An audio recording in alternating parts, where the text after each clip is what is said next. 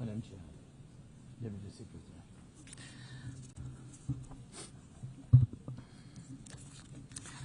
Dear leaders, dear friends, and all those who can become our friends, because you want safety and peace just as much as we do. Today, no one but ourselves can guarantee security. Only strong alliances, only strong partners, and only our own weapons. The 21st century isn't much different from the past. If a nation wants peace, it still has to work on weapons. It's sick.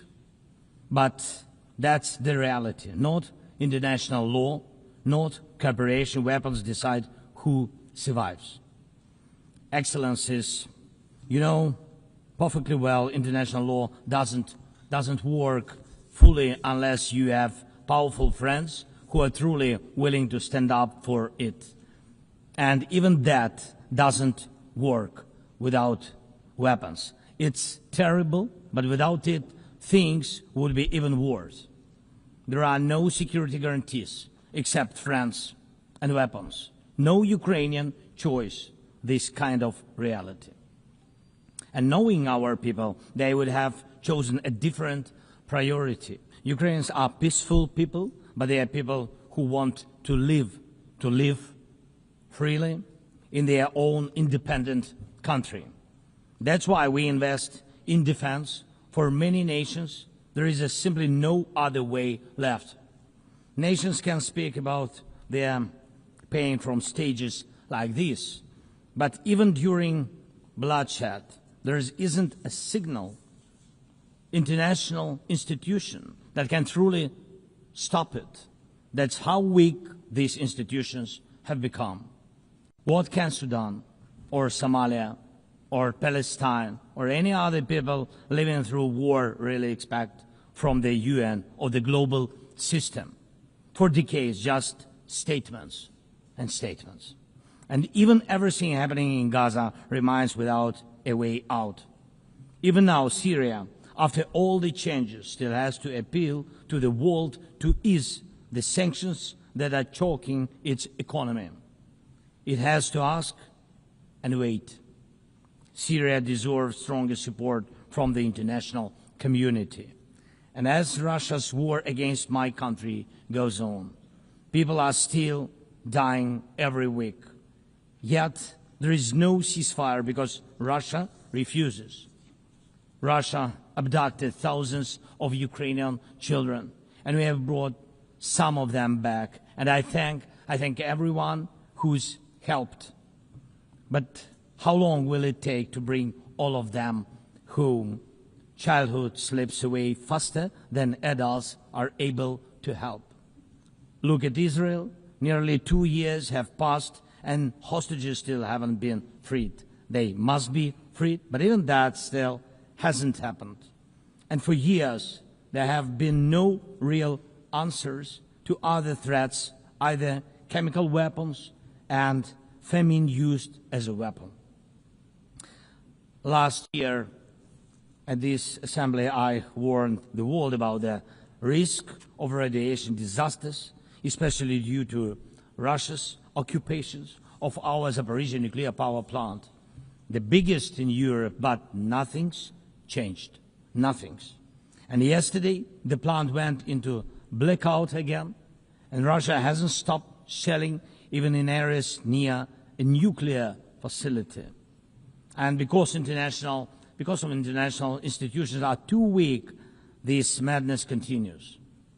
Even being part of a long-standing military alliance doesn't automatically mean you are safe. Just recently, 19 simple Russian drones violated Polish airspace, and only 4 were shut down. Luckily, they were not shaheeds or even worse. Otherwise, the results would have been horrific. Estonia had to call a UN Security Council meeting for the first time in history because Russian fighter jets deliberately entered its airspace. Moldova is defending itself again from Russia's interference.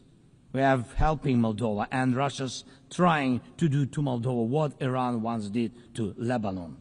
And the global response, again, not enough. We have already lost Georgia in Europe. Human rights and the European nature of the state system are only shrinking there. Georgia is dependent on Russia. And for many, many years, Belarus has also been moving toward dependence on Russia. Europe cannot afford to lose Moldova too. It's important to remember how the world once ignored the need to help Georgia after Russia's attack, and how the moment was missed with Belarus. How Moldova must not be lost. And for Europe, supporting Moldova's stability is not costly, but failing to do so will come at a much higher price. That's why the EU needs to help Moldova now with funding and energy support, not just words or political gestures. We must not forget about protecting the rights of people and the rights of nations in regions where these rights are under threat. The UN Charter and the Universal Declaration of Human Rights must apply everywhere.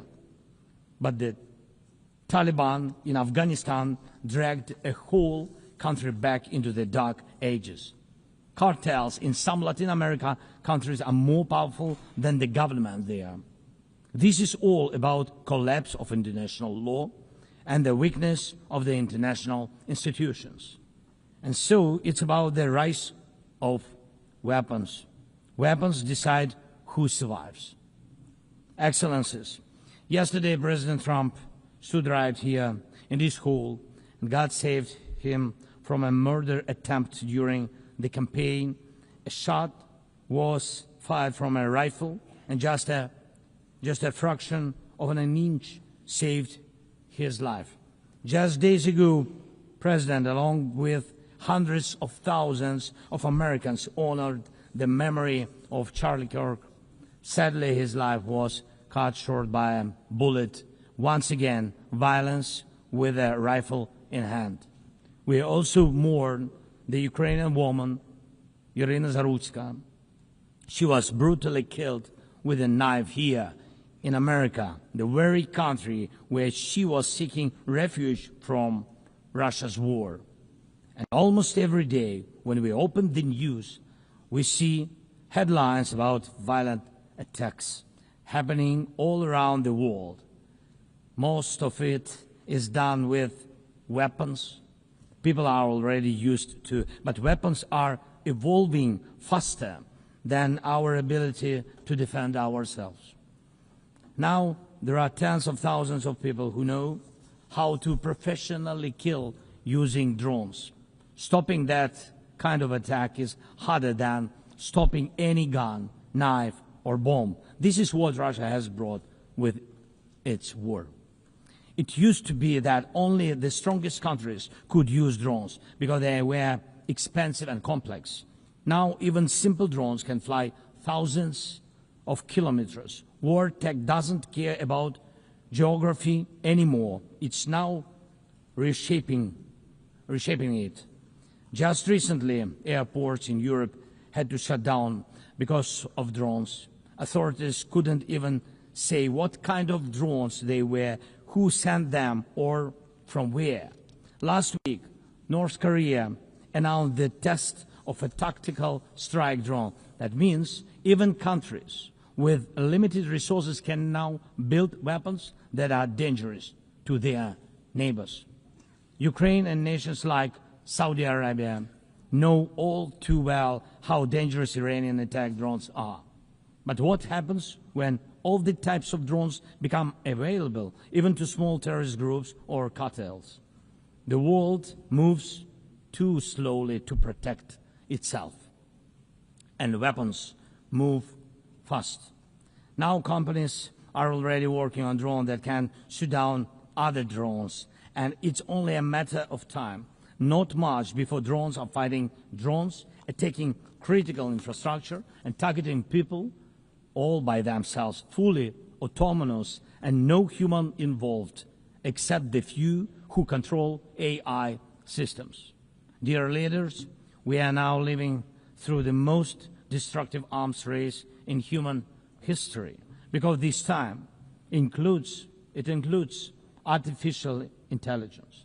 And if there are no real security guarantees except friends and weapons, and if the world can't respond even to old threats, and if there is no strong platform for international security, will there be any place left on Earth that's still safe for people?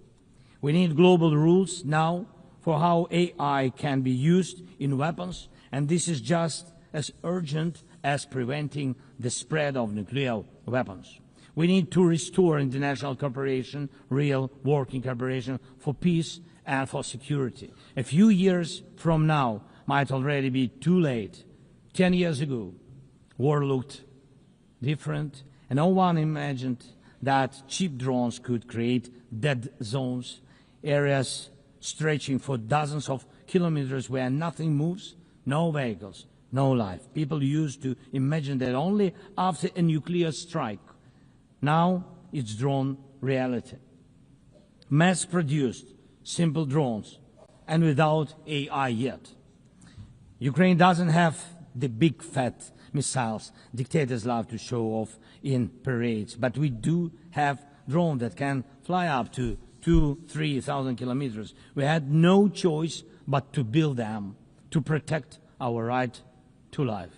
Control over the sea used to depend on having a big navy. Ukraine doesn't have a big fleet, but we succeeded. In the Black Sea, we pushed what's left of the Russian navy into remote base.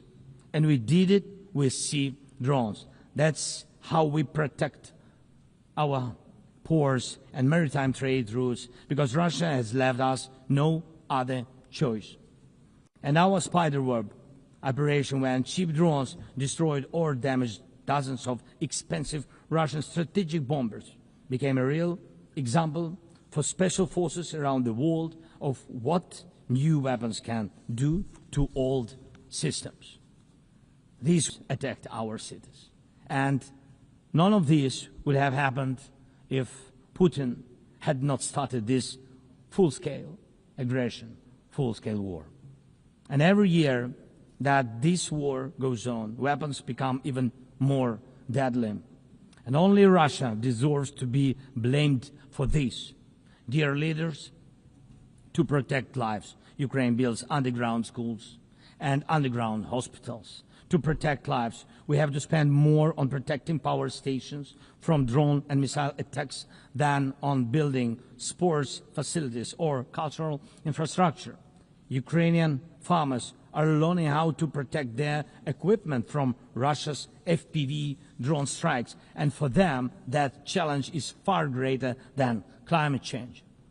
Russia's war has put us in this situation, but do you have protection against similar threats?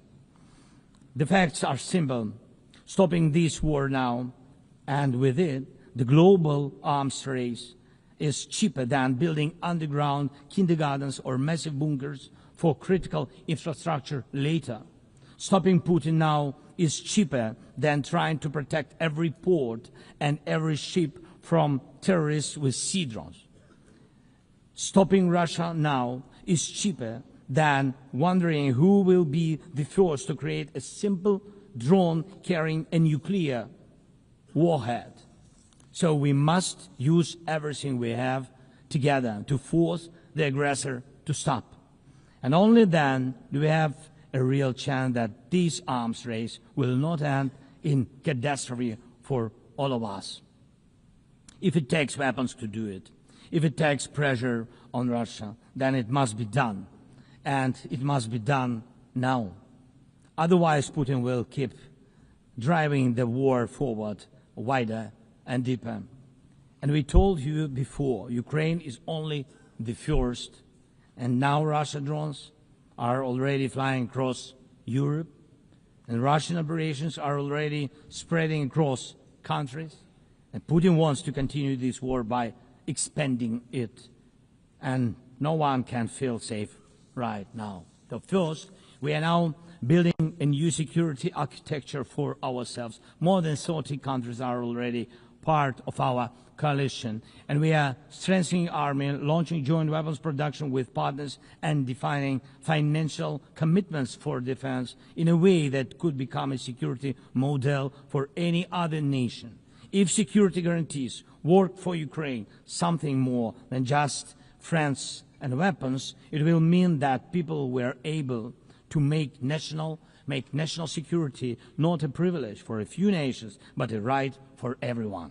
Second, we are ready to make our modern weapons become your modern security, your modern weapon. And we have decided to open up arms exports. And these are powerful systems tested in a real war when every international institution failed. And we are also ready to grow our defense production together with strong partners so that their protection is modern and reliable. You don't need to start this race from scratch. We are ready to share what has already proven itself in real defense. And third, many in the world are still relaxed. Still. But look at how many countries are here at this General Assembly, countries that are at war, or just came out of war, or are trying to stop one, or openly getting ready for one. War has already reached too many people to pretend it has nothing to do with you. So it depends on you. Whether you help peace or continue trading with Russia and helping Russia to fund this war, it depends on you. Whether prisoners of war will be freed, whether abducted children will come home, whether hostages will be free. It depends on you what will define existence, war like now, or our joint strong actions as it should be.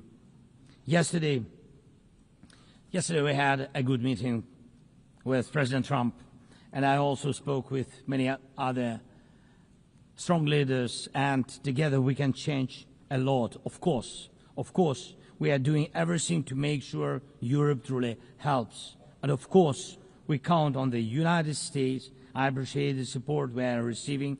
Yes, much depends on the G7 and G20, but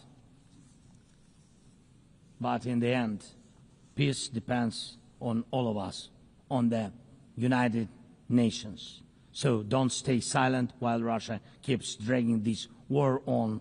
Please speak out and condemn it. Please join us in defending life and international law and order. People are waiting for action. Thank you so much. Slava Ukraini.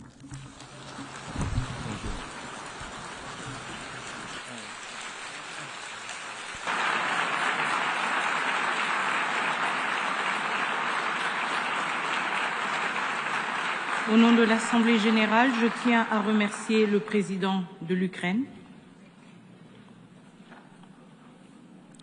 L'Assemblée va entendre l'allocution de Son Altesse Sérénissime, le prince Albert II, prince souverain de Monaco.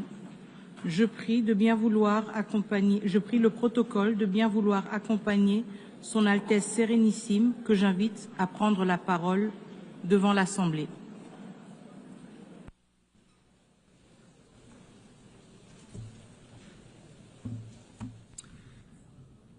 Madame la Présidente de l'Assemblée générale, Monsieur le Secrétaire général, Mesdames et Messieurs les chefs d'État et de gouvernement, Excellences, Mesdames et Messieurs. Il y a 80 ans, la création de l'Organisation des Nations Unies a marqué un tournant décisif dans l'histoire contemporaine des relations internationales, offrant à chaque État un forum de dialogue et d'échange. L'ambition des fondateurs était claire et audacieuse. Toutes les nations, grandes ou petites, doivent pouvoir participer sur un pied d'égalité à l'élaboration de solutions collectives. Égalité, respect, dialogue, voilà le cœur de l'esprit multilatéral. Ce sont précisément ces valeurs qui ont permis à Monaco de trouver sa place dans le concert des nations. Au cours des 8 décennies, les Nations Unies ont su accompagner les grands tournants de l'histoire. La reconstruction de l'Europe après la Seconde Guerre mondiale, le processus de décolonisation, l'espoir d'un ordre international plus apaisé après la guerre froide. L'organisation a contribué à l'édification d'un droit international solide par l'adoption de nombreux traités, du droit de la mer à la lutte contre le terrorisme, de la protection de l'environnement à la promotion des droits de l'homme. Monaco a ratifié plus de 270 de ces traités qui, bien au-delà de leur dimension symbolique, régulent la vie quotidienne de sa population. L'ONU a également joué un rôle central dans le maintien de la paix et de la sécurité internationale. Sur tous les continents, ces opérations ont permis de prévenir les conflits et d'accompagner les transitions démocratiques. La justice internationale, notamment à travers les jugements et arrêts rendus par les tribunaux pénaux internationaux, a marqué une avancée majeure dans la lutte contre l'impunité des crimes les plus graves, tandis que la Cour internationale de justice demeure un pilier du règlement pacifique des différends. Par ailleurs, l'ONU a été pionnière dans la prise de conscience écologique et la protection de notre planète, mobilisant gouvernants, scientifiques et sociétés civiles pour bâtir des stratégies concertées. Et vous savez à quel point ces questions me tiennent à cœur. Enfin, l'ONU a mis en lumière le rôle du sport comme vecteur de paix, d'inclusion et de développement. La principauté se réjouit que le sport prenne une place de plus en plus importante dans les travaux de l'organisation. Madame la Présidente, conscients du chemin parcouru depuis 80 ans, nous devons être encore davantage des défis à relever qui appellent une action résolue et collective. Car au bilan positif que je viens d'exposer s'oppose désormais maintenant une réalité beaucoup plus sombre. Nous vivons dans un monde multipolaire où les intérêts nationaux tendent à primer sur la recherche d'un idéal international commun. La multiplication des opérations de maintien de la paix montre que le dialogue et la diplomatie préventive n'ont malheureusement pas toujours les résultats escomptés. La sécurité internationale est aujourd'hui gravement menacée. Les tensions régionales et les conflits qui se propagent aux quatre coins du monde rendent plus que jamais indispensable la réaffirmation des principes fondateurs de l'ONU. Souveraineté des États, règlement pacifique des différends, respect du droit international et des droits humains. À cet égard, la principauté de Monaco condamne fermement la guerre d'agression qui frappe l'Ukraine et les souffrances qu'elle inflige aux populations civiles. J'ai pu réitérer ce message il y a quelques instants au président Zelensky. Je forme le vœu qu'un accord de paix juste, durable et négocié puisse être trouvé dans les meilleurs délais, garantissant la sécurité et répondant aux aspirations du peuple ukrainien. Au Moyen-Orient, les violences ont entraîné des pertes humaines inacceptables. Le risque d'embrasement régional impose une désescalade immédiate, la protection des civils, l'acheminement sans entrave de l'aide humanitaire et une relance sincère du processus de paix sur la base de deux États. La paix n'est pas une utopie, elle est une impérieuse nécessité. À ces défis sécuritaires viennent s'ajouter des enjeux environnementaux. La communauté internationale s'est récemment réunie à Nice pour la 3e conférence des Nations Unies sur les océans, rappelant avec force l'urgence d'agir pour la protection des mers et des océans. La principauté a organisé en amont de la dite conférence le Blue Economy and Finance Forum. Chefs d'État, dirigeants économiques, investisseurs, philanthropes, banques de développement, ONG, 1800 participants venus de près de 100 pays ont répondu à l'appel et mobilisé davantage